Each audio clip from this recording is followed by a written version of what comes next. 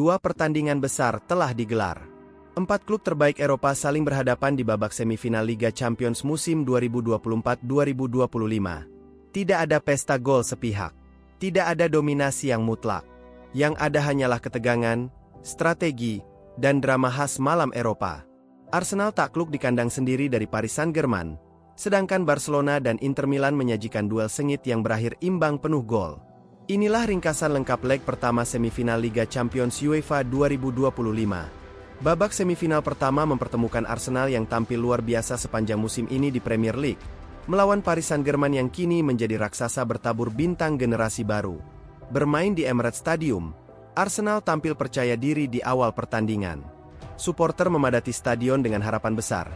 Namun satu gol dari PSG cukup untuk meredam suasana. Gol tunggal di pertandingan ini dicetak oleh Ousmane Dembélé pada menit ketiga.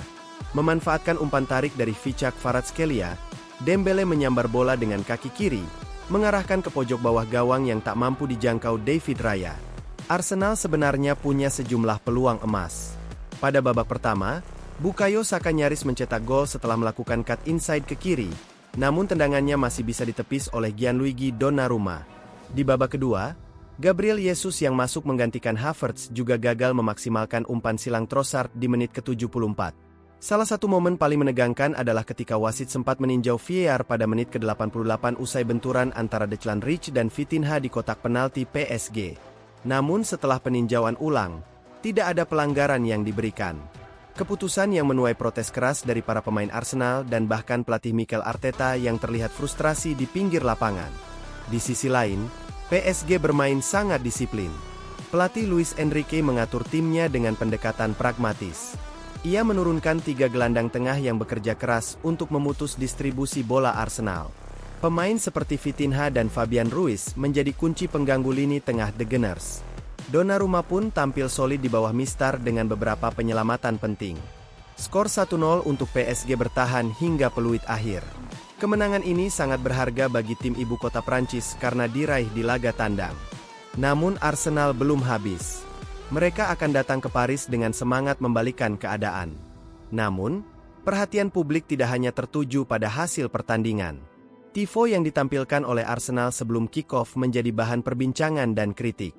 Tifo tersebut hanya menampilkan logo meriam khas The Gunners, yang dianggap terlalu sederhana dan kurang menggugah semangat, terutama mengingat ini adalah penampilan semifinal Liga Champions pertama Arsenal dalam 16 tahun terakhir. Dilaporkan bahwa desain tifo yang lebih kreatif dan kompleks telah diajukan oleh kelompok Ultras Arsenal, namun ditolak oleh pihak klub tanpa alasan yang jelas, menimbulkan kekecewaan di kalangan supporter. Semifinal kedua mempertemukan dua klub penuh sejarah dan rivalitas Eropa, Barcelona melawan Inter Milan. Tak ada yang menyangka bahwa laga ini akan berubah menjadi salah satu pertandingan paling menegangkan dan spektakuler di musim ini. Total 6 gol tercipta. Momentum silih berganti. Dan skor akhir 3-3 jadi hasil yang mencerminkan ketatnya persaingan antara dua raksasa.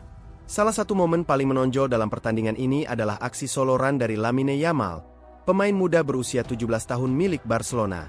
Dengan kecepatan dan kelincahan yang luar biasa, Yamal melewati beberapa pemain bertahan Inter sebelum mencetak gol yang memukau. Gol ini tidak hanya membantu Barcelona bangkit dari ketertinggalan, tetapi juga menjadikan Yamal sebagai pemain termuda yang mencetak gol di semifinal Liga Champions, memecahkan rekor sebelumnya yang dipegang oleh Kylian Mbappe. Penampilan Yamal menuai pujian dari berbagai pihak. Pelatih Inter Milan, Simone Inzaghi, menyebutnya sebagai talenta yang muncul setiap 50 tahun sekali. Media internasional juga memberikan julukan seperti alien dan bakat luar biasa kepada Yamal, mengingatkan publik pada masa-masa awal Lionel Messi di Barcelona. Inter membuka keunggulan cepat di menit pertama melalui gol Marcus Thuram. Mereka menambah keunggulan pada menit ke-21 lewat gol Denzel Dumfries. Namun, gol fantastis soloran Lamine Yamal disusul oleh Ferran Torres membuat skor sama kuat 2-2 pada tengah babak. Menit ke-63, Inter menambah gol. Lagi-lagi berawal dari skema tendangan sudut. Kali ini umpan Calhanoglu mengarah ke tiang jauh untuk langsung ditanduk Dumfries. Gol. Barca 2-3 Inter. Namun seperti sebelumnya, Barcelona tak menyerah. Menit ke-77, Raphinha mencetak gol penyama 3-3 lewat sepakan yang mengenai mistar dan kemudian memantul masuk ke gawang setelah mengenai kiper Jan Sommer. Pertandingan ini juga diwarnai momen-momen menarik. Salah satunya adalah ketika Lamine Yamal menjadi pencetak gol termuda sepanjang sejarah semifinal Liga Champions pada penampilan ke-100-nya bersama Blaugrana. Statistik juga mencerminkan betapa terbukanya pertandingan ini. Barcelona menguasai bola 58%, mencatatkan 9 tembakan tepat sasaran. Inter tak kalah produktif dengan 14 percobaan tembakan dan 3 yang berbuah gol. Kedua kiper, Ter Stegen dan Sommer, sama-sama tampil sibuk dan membuat penyelamatan krusial. Hasil imbang ini membuat leg kedua di San Siro akan jadi neraka bagi kedua tim. Dengan agregat 3-3 dan Inter punya keunggulan gol tandang, mereka hanya butuh hasil imbang tanpa kebobolan untuk melangkah ke final. Tapi bagi Barcelona, hasil ini tetap terbuka lebar. Mereka tahu bagaimana bermain di bawah tekanan, dan mereka sudah membuktikannya sepanjang musim ini. Hasil leg pertama semifinal Liga Champions 2025 memberi gambaran jelas. Tidak ada yang aman. Tidak ada tim yang dominan. Semua masih bisa terjadi. Arsenal akan datang ke Paris dengan satu misi, membalikan defisit 1 gol. Tapi tugas itu tidak mudah. PSG memiliki catatan kandang impresif dan lini belakang yang solid. Namun Arsenal punya motivasi besar dan lini depan penuh opsi. Segalanya akan ditentukan oleh seberapa efektif mereka memanfaatkan peluang. Sementara itu, duel Barcelona versus Inter bisa menjadi pertandingan paling menentukan di musim ini. Inter punya keuntungan dari 3 gol tandang, namun menghadapi tekanan dari publik sendiri bisa menjadi pedang bermata dua.